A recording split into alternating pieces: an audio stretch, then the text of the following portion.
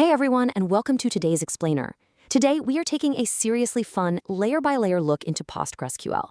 We're going to explore this absolute powerhouse of an engine from the ground up, see how it stacks up strategically against its biggest rivals, and then check out how modern Python tooling takes it to a completely different level. So if you are building scalable apps, you are in exactly the right place. Here's our roadmap for today.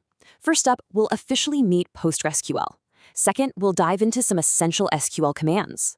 Third, we'll host the great database showdown. And fourth, we'll wrap up with modern Python database tools. Let's just jump right in.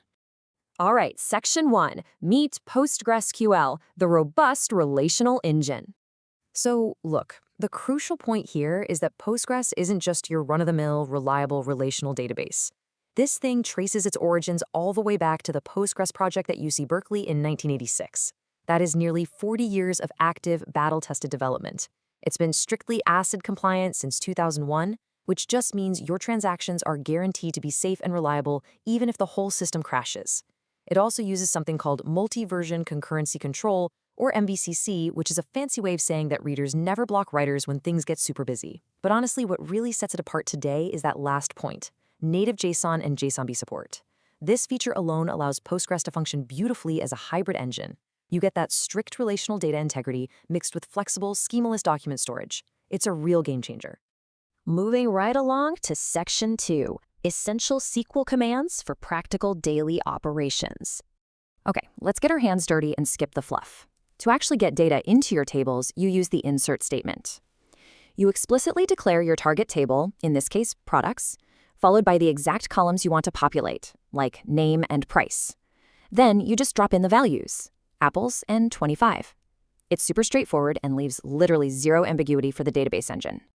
Now, what about getting data back out? Well, we query data using the select statement. Here we're selecting everything from the orders table using the asterisk.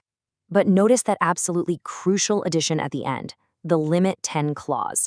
This is a massive best practice, guys.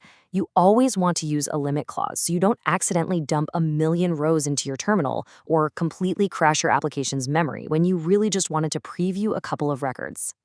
Now check out this side-by-side comparison for modifying and removing records. On the left, we've got the update command to change a student's course to MCA. On the right, we're using the delete command to remove a record entirely. And please, I cannot stress this enough, always remember your where clause. Notice how both of these statements target a very specific roll number. If you forget that where clause, you are going to experience that universal cold sweat developer nightmare of overwriting or deleting every single row in your entire database. No thanks. Let's zoom out a bit for Section 3, the great database showdown, Postgres versus MySQL versus MongoDB. In modern development, these three databases alone power roughly 80% of all new applications. Think about that.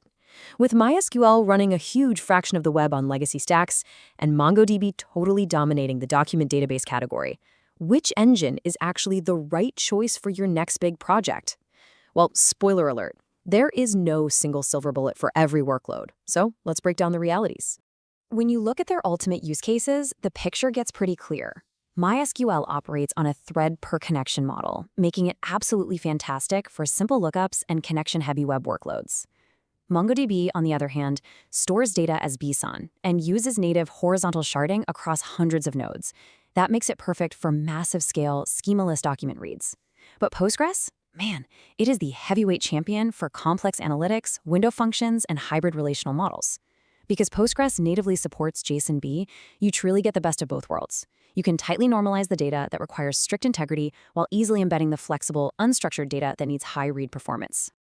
Finally, let's bring it all together in Section 4, modern Python database tools, SQLAlchemy, and Alembic.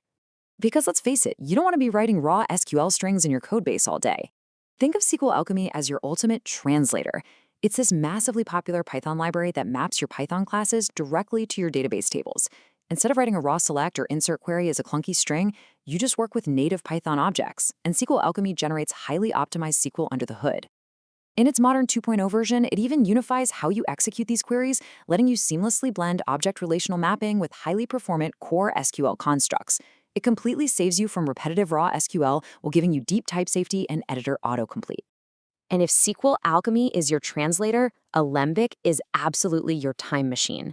Alembic provides strict version control for your database schema itself. Look, as your application grows, you're obviously going to need to add new tables, change columns, or alter data types. Instead of just running random SQL scripts and crossing your fingers, Alembic tracks all these changes over time in version-controlled scripts. This means you can safely evolve your database, keep track of every single change, and, most crucially, effortlessly revert back to previous versions if a deployment goes sideways. So how does this actually build together in a professional day-to-day workflow? It's really just 3 steps. Step 1, you confidently define your data models in Python using Alchemy Squally's declarative base. Step 2, you initialize Alembic in your project directory and point it to your database URL.